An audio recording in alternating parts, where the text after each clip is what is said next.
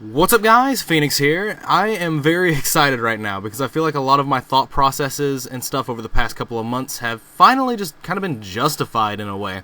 Because ARG Dallas 2016 literally just concluded. The finals were just finished about 2 minutes ago before I started recording this.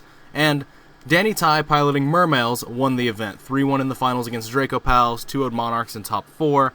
Just every time that he was on stream, he was just making mostly good plays. There were some times when he messed up, but I mean, you can attribute that to pressure or just oversight, something like that. But anyway, this is just a Mermail heavy Atlantean Mermail deck, and like it just got him there in the end, and it just seemed to be working very well on camera. There are obviously a few things I disagree with in the deck list and deck choices, but I mean, I can't really critique it that much because it did end up getting him there in the end. But anyway, the deck list is 3 Neptibus the Atlantean Prince, 1 Diva, 2 Dragoons, 2 Marksmen, 2 Heavy Infantry, 1 Mulan Glacia, the Elemental Lord, 1 Mermail Abyss Lead, triple Abyss Megalo, triple Abyss Teus, 2 Abyss Pikes, which, I can see why. It's just another normal summon, and it, like, kind of helps get your engine moving. I mean, I can see why he played multiples of it.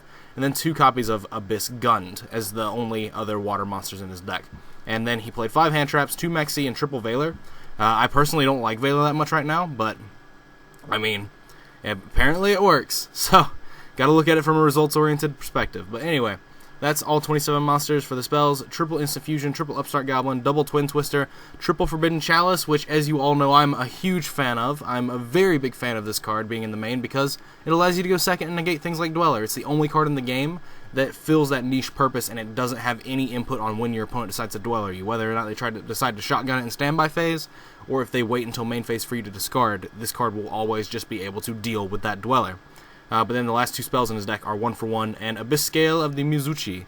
His extra deck is double Norden, 1 Herald of the Arclight, 1 Crimson Blader, 1 Trishula Dragon of the Ice Barrier. And then for Exceeds, it's 1 Abyss Trite and 1 Bahamut Shark for that little package, double Abyss Dweller, 1 Castel, 1 101, 1 Big Eye, 1 Draco Sack, 1 Gaios, and 1 Red Eyes Flare Metal Dragon. Now, the main thing I disagree with in the extra deck is that there's no Tatsunoko in here, and that's really important for like the Diva turning into Mulan Glace and Duloran combo. So there's no Tatsunoko and there's no Duloran, or even just a level 6 to summon.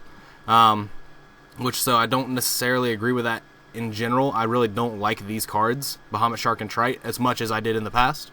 But and I don't think I ever saw him make them on stream either, and I'm curious as to whether or not he even made them all day, because, I mean, the only time I ever make these cards, literally since I picked up the deck again months ago, the only times I've ever made these cards were Bahamut Shark to get tried out in attack mode, just to tribute off for Abyss Lead to take a card out of hand to get a right water number for Mulan Glace and still like keep my board established. Like, it was stuff like that. So personally, these cards don't come up for me, so I could easily maybe see these being cut entirely in the future, but who knows.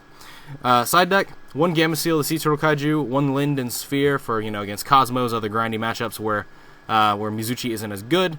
1 Raigeki, double System Down, the 3rd Twin Twister, triple Imperial Iron Wall, double Royal Decree for trap decks, 1 Time Space Trap Hole, 1 Solemn Warning, and 1 Vanity's Emptiness. This deck list is very standard. It's basically literally almost card for card everything that I've been playing on my channel for the past couple of months. And this is actually almost exactly what I played at YCS Atlanta, the only difference being that I played an Undyne and a Controller in the main deck, instead of like Twin Twisters and such. But still, deck is very good. It's Mermails, and I hope this deck sort of starts catching on. Actually, that's a lie. I hope this deck doesn't start catching on, actually, because if it catches on more, the mirror matches for this deck are always horrendous. And the thing about this deck is that it's so strong going second, and every other deck in the format wants to go first. So you're going to win every die roll that you sit down and play with, because you're going to either choose to go second or your opponent's going to choose to go first. If Mermails kind of becomes more popular, Jesus Christ. If Mermails become more popular, then that is going to obviously be something that goes away from this deck's appeal. But anyway, that's basically all I wanted to talk about. I wanted to just put this deck list out there so you guys could have it as a reference. I mean, I've done enough discussion on Mermail cards in the past and combo videos for hand loops and stuff like that you can go check out on my channel if you feel so inclined to do so and you want to learn a bit more about the deck. Definitely go check those out. But anyway, that is all for this video. As always, guys, thanks for watching. Like, comment, and subscribe to see more content from me. Click on that if you have not. I'd greatly appreciate it. It helps make money, and there's no reason to lie to you guys about that. If you have an ad block enabled, please disable it. It helps out more than I can ever stress. and it just gives me some sort of monetized gain from these things that help support me in life, because this is one of my forms of income to live out my day-to-day life. Links are in the description to my Facebook pages, my Twitch channel if you want to follow that and get notified when I go live, and my Twitch Alerts donation page. If you feel up to just donating directly to me and supporting me directly, definitely go for it. Not required, but appreciated. It's just there for the option if you want to do so, because some people do want to support me directly, and, I mean, I am very grateful to them for that. But anyway, yeah, you can connect with me through Facebook, do all that nonsense. Just use those links to the best of your ability and what you want to do. But other than that, that is it for this video, and as always, guys, take care.